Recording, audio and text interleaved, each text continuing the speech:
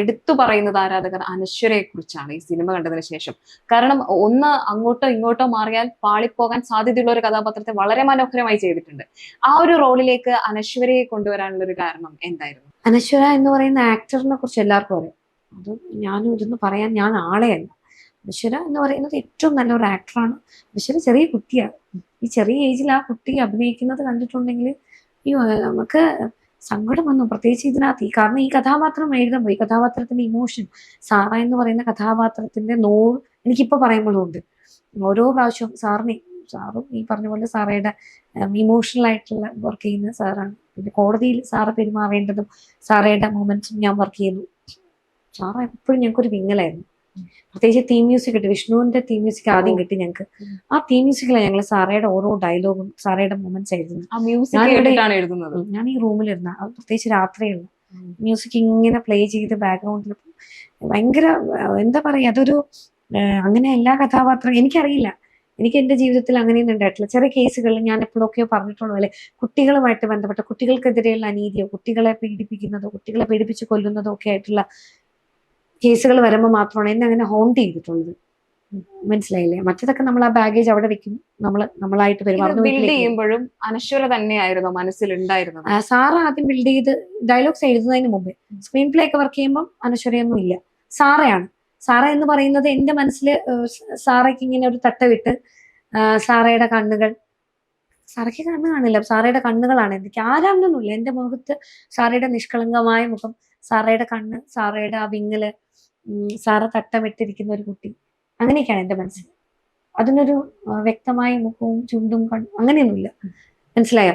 അപ്പോ ഇതെല്ലാം കഴിഞ്ഞ് ആ മ്യൂസിക് ഇട്ട് അതിങ്ങനെ പോയി. പിന്നെ ഡയലോഗ്സ് എഴുതി ആ ഒരു സ്റ്റേജിലാണ് സാർ ആരെന്നുള്ളൊരു തീരുമാനം. നമ്മളിങ്ങനെ പലതും എടുത്തപ്പോൾ എല്ലാവരും ഒരേ അഭിപ്രായത്തിൽ എല്ലാരും പറഞ്ഞൊരു പേരാണ് അനശ്വര. ആദ്യം ഇത് മറ്റാരെങ്കിലും ഒരിക്കലും ഇല്ല, ആരും സമീപിച്ചില്ല. എല്ലാരും ഒരേ അഭിപ്രായത്തിൽ ഉറപ്പായിട്ടും അനശ്വരയുടെ ആക്ടർ എന്നുള്ള അനശ്വരയിലെ ആക്ടറിന് എല്ലാവർക്കും അറിയാം. അതാ ഞാൻ പറഞ്ഞത്. അനശ്വര ഉദാഹരണം സുജാതയിൽ വന്നപ്പോ നമ്മുടെ കുട്ടി എന്ന് പറഞ്ഞ് എല്ലാവരും ഏറ്റെടുത്ത അതുകഴിഞ്ഞ് അനശ്വര കുറെ കഥാപാത്രങ്ങൾ ചെയ്തു. അത് ഒരു ആക്ടറായിട്ടുള്ള ഒരു ഇവോൾവ് ചെയ്ത് വന്നതാണ്. പല കഥാപാത്രങ്ങൾ ചെയ്യേണ്ട ഒരു ആക്ടറിന് കുറെ പേർക്ക് ഇഷ്ടപ്പെടും, കുറെ പേർക്ക് ഇഷ്ടപ്പെടില്ല. ഇപ്പൊ അവരുമായിട്ട് ചേർന്ന് നിൽക്കുന്ന ഒരു കഥാപാത്രം വരുമ്പോൾ നമ്മുടെ കുട്ടി എന്ന് പറയും. ചില ആളുകൾക്ക് അക്സെപ്റ്റ് ചെയ്യാൻ പറ്റാത്ത കഥാപാത്രം വരുമ്പോൾ കുറെ ആൾക്കാർക്ക് അത് ഓക്കെയാണ്, കുറെ എല്ലാവർക്കും ഒരുപോലെ അക്സെപ്റ്റ് ചെയ്യാൻ പറ്റുന്ന ഒരു കഥാപാത്രമായിട്ട് വരിക, അതാണ് നേരിൽ സംഭവിച്ചത്. അതുപോലെ ചോദിക്കുകയാണ്, സിദ്ദിഖ് മോഹൻലാലിന്റെ ഓപ്പോസിറ്റ് സിദ്ദിഖ് നിന്ന് പെർഫോം ചെയ്യുന്ന ഒരു പെർഫോമൻസ് ഉണ്ട്. നമുക്ക് ചിന്തിക്കാൻ പറ്റുന്നില്ല സിദ്ദിഖ് അല്ലാതെ മറ്റാര് എന്നൊരു ചോദ്യമാണ് അതില്. സിദ്ദിഖൊക്കെ അല്ലാണ്ട് മറ്റാരും ഒരു ചോദ്യം അപ്പോഴില്ല. പക്ഷെ ജിത്തു സാറും എല്ലാരും നമ്മൾ ഇങ്ങനെ പറഞ്ഞു ഒരു ഫ്രഷ്നെസ് എല്ലാവർക്കും അറിയാം. ദൃശ്യത്തിൽ ഒരുപാട് ട്രോൾ ഉണ്ടായിരുന്നു, സിദ്ദിഖ് ഒന്നും സംസാരിക്കുന്നില്ല, സിദ്ദിഖ് എന്തോന്നും മിണ്ടാത്തെന്ന് പറഞ്ഞു ഉണ്ടായിരുന്നു. ആ ഒരു ഓപ്പോസിറ്റ് നിൽക്കുമ്പോഴൊന്നും മിണ്ടിയിരുന്നില്ല. പക്ഷെ ഇവിടെ നേരെ വിപരീതമായിരുന്നു. എനിക്ക് തോന്നുന്നു വേറെ ഒന്നിൽ ഇപ്പം സിദ്ദിഖ് ലാലേട്ടന് ഇപ്പൊ സിദ്ദിഖ് ഇന്ന് ഞങ്ങളുടെ സക്സസ് മീറ്റിൽ പറഞ്ഞു ലാലേട്ടന് ഓപ്പോസിറ്റ് ഒത്തിരി ക്യാരക്ടർ ചെയ്തിട്ടുണ്ട്. അപ്പൊ ആരാണ്ടി ചോദിച്ചു ഏതെങ്കിലും ഒരു ഡയലോഗ് പറയാമോ?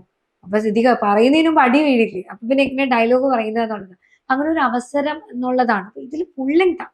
നമ്മൾ ഒരിക്കലും പ്രത്യേകിച്ച് കോഡ് സീൻസിൽ ആ ഡയലോഗ്സ് ഒക്കെ വർക്ക് ചെയ്യുമ്പോൾ ഒരിക്കലും എന്റെ മനസ്സിൽ ഇത് മോഹൻലാൽ ഇത് സിദ്ദിഖ് പറയുന്നു എന്നുള്ളതല്ല.